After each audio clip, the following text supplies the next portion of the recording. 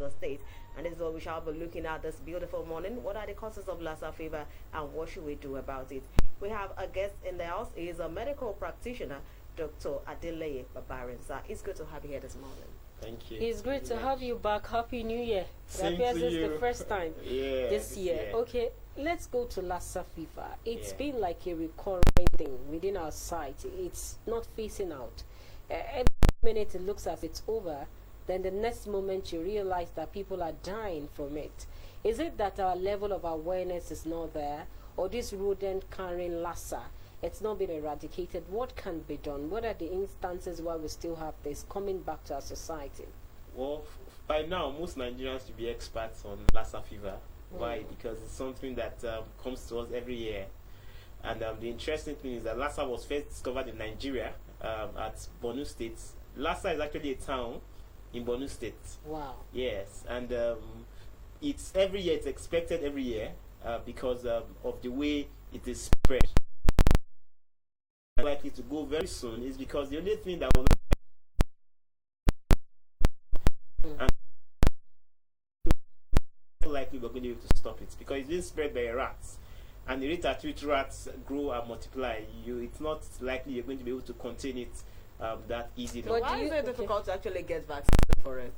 Well, vaccines involve a lot of technology to produce vaccines. There are so many diseases that don't have vaccines yet. It's a virus. So, but you can be sure that investigations are still being made to ensure that the vaccine is discovered. But do you see the federal government or even medical practitioner bodies investing in research to actually have a vaccine for Lassa? Because it appears to be a major problem in Nigeria. We are learning that in a particular state, in Kano State, a pregnant woman allegedly died and of course infected others, about 3 other people, which is still under investigation, as the case may be.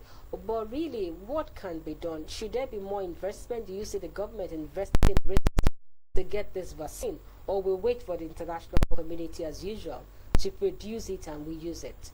Well, to answer this question practically, I understand the challenge that the leaders of our healthcare system face, because I remember the last health minister said that they wanted to focus on primary health care because many people are also dying from malaria, from other things like diabetes, like pneumonia and all that. Almost every minute, children are dying from these diseases. So there are other things that are causing problems. So if we take the funds that should be meant to deal with these ones, which we have not dealt effectively with, and focus on Lassa, that would be another problem. So I think I know that the government is working hard on it, but what I don't know is how much will is going into it. But what we can also be sure of is that Nigeria has to prioritize, because the truth also is that yes, people are dying from Lassa, but a lot of people are dying from other common diseases. So and the challenge is that we should not wait for the international community, because someone said if malaria was an American disease, the cure would have been found. So the same thing too, if Lassa was probably affecting them more there, I'm sure they would have discovered the vaccine or something. And so I think Nigeria has to intensify efforts, that takes me to the issue of food items. Some people have come out and said I don't consume some food items because it might be prone and exposed to Lassa fever. Do you share this thought? Well, there are 4 major ways in which Lassa can be transferred from one person to another. One of the first ways is by contact with that rat, the multimammate rats. Okay, once the person gets contacted with, whether by feces, its urine, its blood, the person can get the fever. Another way is if the person gets in contact with food items that have been in contact with those rats. Those rats, they enter into homes and they eat food items. So if those rats are contaminated, and some people are so funny that they can take a food that maybe rat has eaten part of it and they will cut that part out. Or there's this food where there are a lot of rat feces in the food. That's what poverty has done to people. And people wash the feces out and eat it like that. That could be a way where people get the virus. And also if the person actually gets in contact with someone that has the disease. So if there's a contact, whatsoever. And it's interesting that even these rats that causes this, some people eat it. And that. But really, what are the features of this rat? You called it a particular name. Yes. Is it different from the conventional rat that is within surroundings? because we understand that this comes from the bushes, Yes. you know, into the homes. Yes. Like, what are the features of this rat? What is the identification to say, yes, this is a Lassa carrying rat, rodent, as the case may be? Well, it's safe actually to guide against any rat, because the rat actually looks more like some other rat, but as they call it, multi-mammate rat. I mean, its mammary glands, you know, have got better developed, that's the breast and all that. But it looks almost like any other rat. Maybe it's bigger, yes, but it's, so one has to be careful of trying to say, okay, you look at the rats. The rats in my homes don't look like Lhasa Rat. So let me. That takes me to another issue, and that's talking about branding. Yes. We know that in other climes we brand our food items. Yes. And that way they actually preserve. Yes. But in Nigeria, you see, we have yam flour, we have gari. You see them along the streets where they're actually sun drying them, Yes. and they also pack them. People continue to buy. Yes. What should we start talking about when it comes to the issue of branding our food items?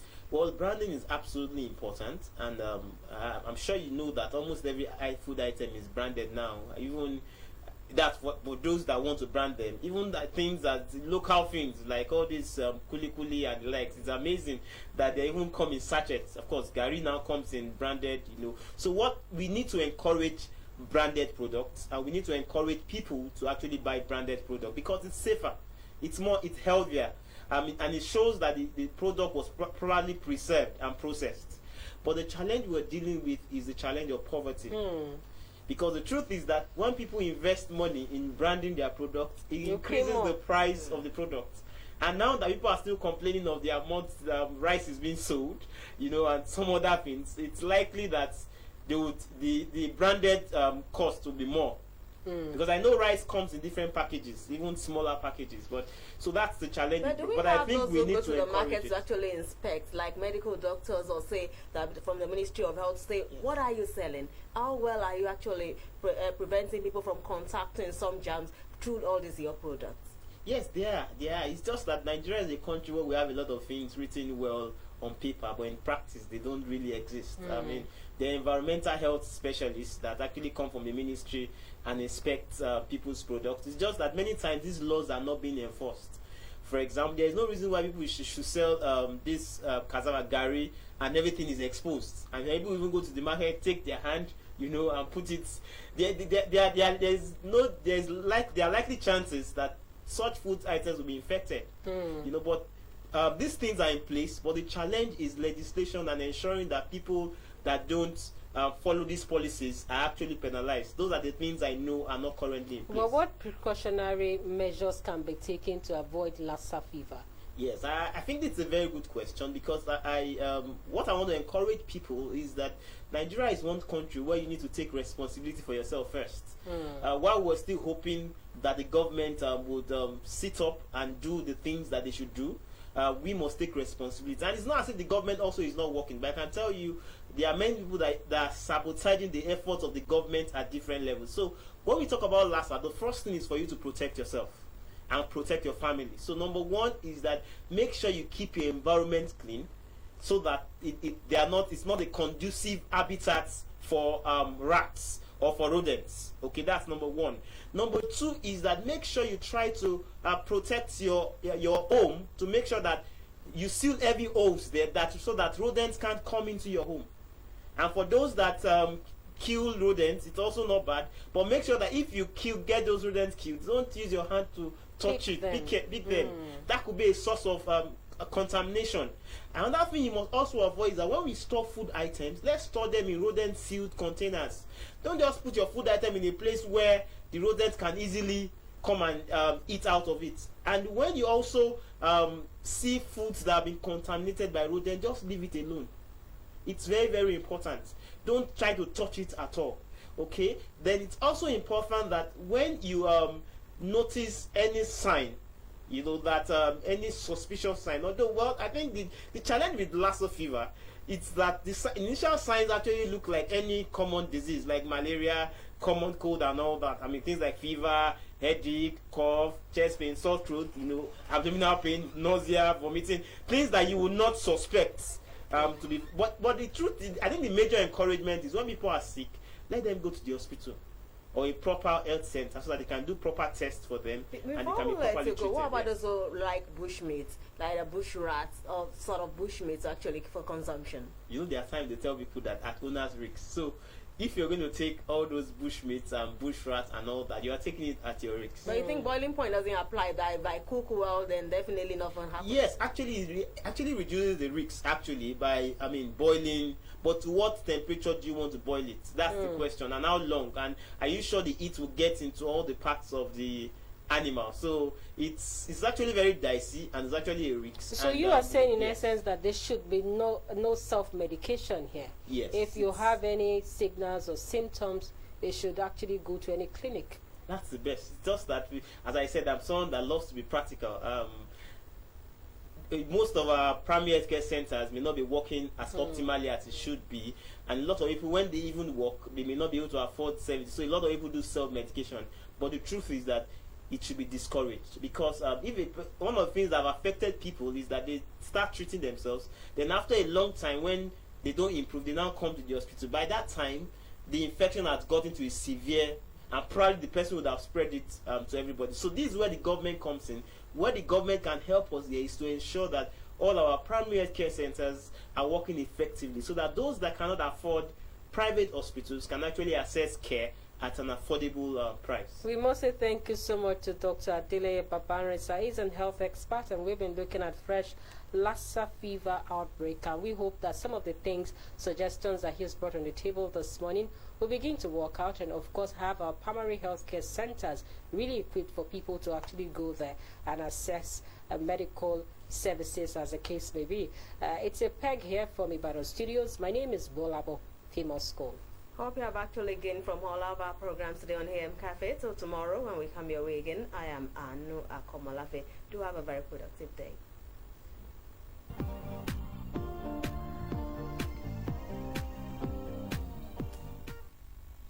Good morning and thanks for joining us on the midweek edition of your most informative program on television, if you ask me, talking about AM Cafe. And we're hitting you live from our Lagos studios. Thank you so very much for finding our time to join us. My name is Pius Samuel, and with me in the studio today is my colleague Folashade. Good morning. Good morning, how are you? I'm good. You're looking radiant and take away. Thank you very much. Well, it's a pleasant Wednesday morning, Very and the Hamilton is back. Mm-hmm. Really Up and down. hazy this morning, but we're all grateful and thankful to God. So we begin this morning's review today with the Daily Independent, and the first story here says, fear grips northern Christians as Boko Haram says killing deliberately provocative, says Buhari. Amnesty International says it's appalling. Insurgents demanded 800 million naira ransom, can't reveals. Urges US, UK, Germany to rescue Nigerian Christians. Gunmen attack Nasarawa community, kill cleric, 3 others. Now this is on the front page of the Daily Independent, and you can get details of the story on page 1 of the Daily Independent. Other stories here: Supreme Court affirms Governor Autumn Fintiri's elections. PDP Governors Party congratulates Fintiri Mohammed Autumn Tumbuwal. That's on page 5 of the Daily Independent. On page 39, Lagos government clarifies position on Okada tricycles. You would recall that the story has gained traction, especially in Lagos State, where it was reported that Lagos State government would soon place restrictions on the movement of tricycle and Okada, so to say. I would have said bikes, but now Okada is it's a new word in the Oxford Dictionary, so we can both say freely. Okada. Okay, so I'm just going to take a paragraph or two on that story. It says the Lagos State government said it has not taken a definitive action on the operations of commercial motorcycles, that's Okada, and tricycles, popularly known as Keke Marwa, on some routes across the state. Contrary to the news and circulation on the list of restricted areas, especially on the social media, purported that the government has banned Okada and Keke Marwa on some routes, the government declared that no such action has been taken, adding that the list is false and unofficial and should be disregarded.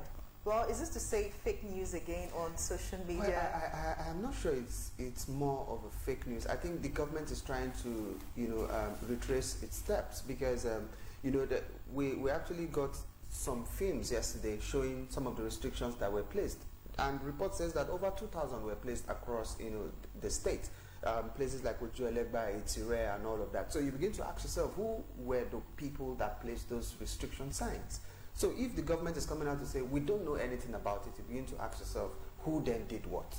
So I think the government should come clean. Look at it. Okada prohibited, commercial motorcycles and all of that. If all of this, are in Lagos State, then you begin to ask yourself, who is responsible for placing such restrictions? For me, if you ask me, I think it's the government. Okay, so anyways, I'm very sure that this situation will become as clear as possible. But the most important thing right now is that the Lagos State government has come out to say that there are no restrictions as at now, that they're still trying to finalize their decision. Well, that's to Kekemawa and Okada, so to say. That's true, Shade, because government will always go back and forth. Even yesterday, we caught on camera where police were busy brutalizing an Okada man. Probably he went through the restricted areas and all of that. And at the end of the day, the young man was tear gassed at a very, very close range. That could lead to partial blindness, if you ask me. So I think the security agencies should also be called to order, because some of these things, they take advantage of it and start molesting people who go out there to carry out their legitimate business. It's quite sad, but it's Very actually sad. not a new thing. Yeah, it's not a new thing, but we need to talk about it. Exactly, we need to because keep we hammering see it. situations where they extort money from motorcyclists and Okada riders. Well, it's quite sad, but we hope that the government looks into this situation as soon as possible. Well, let's take other stories about the masthead. 18 high-profile looters to be extradited this year, says EFCC. That's on page 4 of the Daily Independent. Drama in Imo Assembly as 9 members defect to APC. We have that story on page 5 of the Daily Independent. Amotekun mobilizing internal security, not call for secession, says Atiku.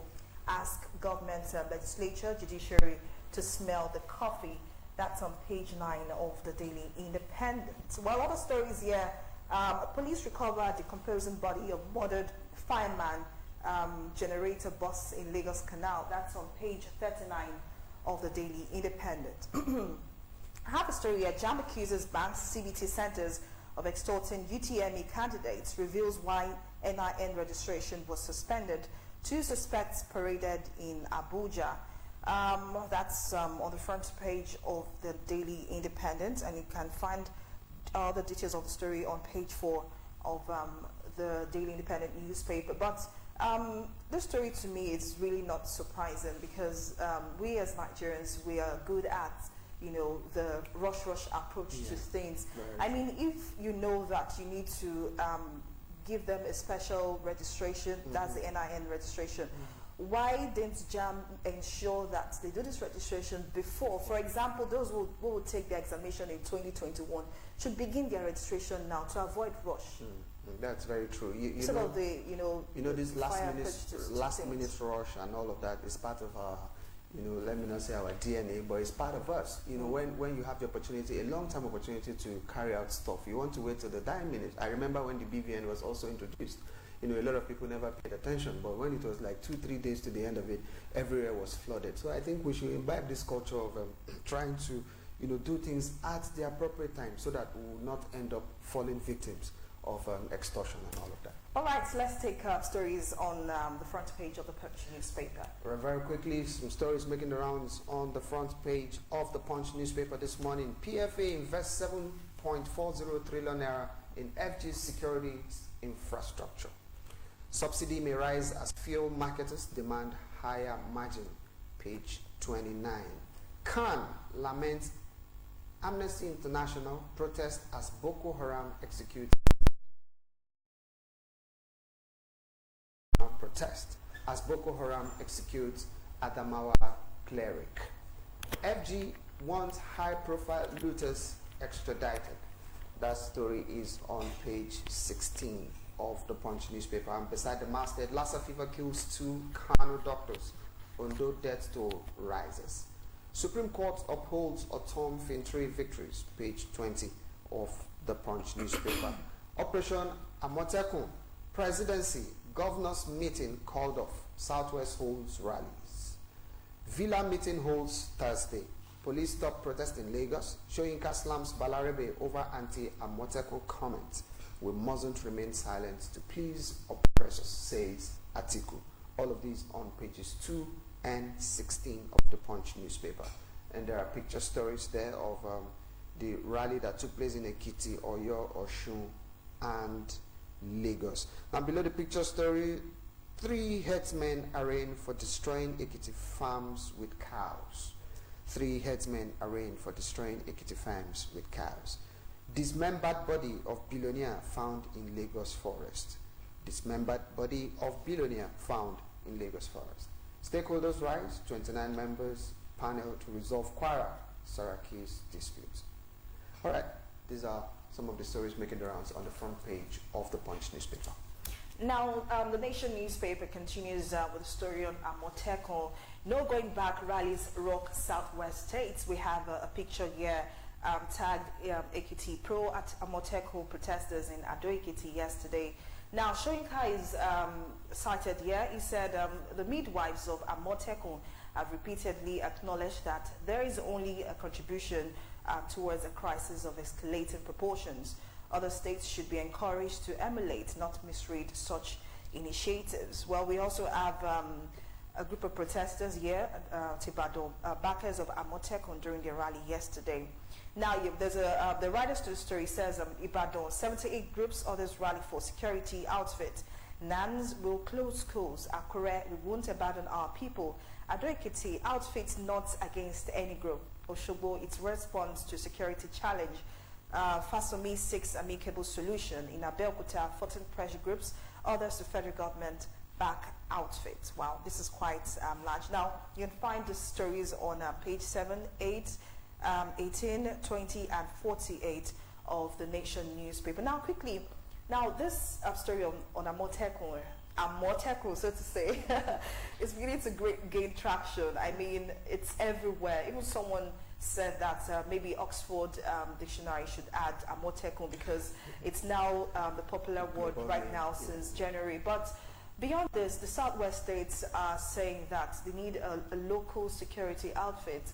But the North seems to be like the loudest, agitators or protesters against, the Amotekun, that's the Southwest security outfit. But this story is playing out. But an average security expert will still say that the confidence in the government is still what the people want, whether local or federal. Everyone wants to feel safe and secured wherever they are in the country. And as one elder statesman once said that the issue of Amotekun is more or less a reflection of the failure of the federal government to provide security of the lives and properties of the people. So basically, we hope that these issues, find a middle ground. That's the Southwest government and the federal government, because the most important thing is security of lives and property. Yeah, the first thing that comes to mind is that what is the federal government afraid of? And the next question is, what are the northern groups afraid of in Amotekun? That's a very salient question. When we have answers to these questions, we'll be able to know exactly what their fears are. Because in the north, you have the Hezbollah, or what do you call it? Hizbah. And nobody is making any noise about it. Nobody is saying they are illegal. They carry out arrests, they do all their stuff. Nobody is talking about it. So you begin to ask yourself, what are they really afraid of as far as Amotekun is concerned? They should come out and tell Nigerians, then we can find a common ground. All right. On page 40, we have Ibadan others. We've not settled with Olubadan. Our crowns intact. You can find the story on page 40 of the Nation newspaper. Dizani Koko Olojeme, top EFCC's watch list, February 14 is anti-graft day. You can find the story on page 8 of the Nation newspaper. Now, can kicks as Boko Haram kills Adamawa pastor. Buhari condemns killing. Well, beyond condemnation, Nigerians want solutions to these killings.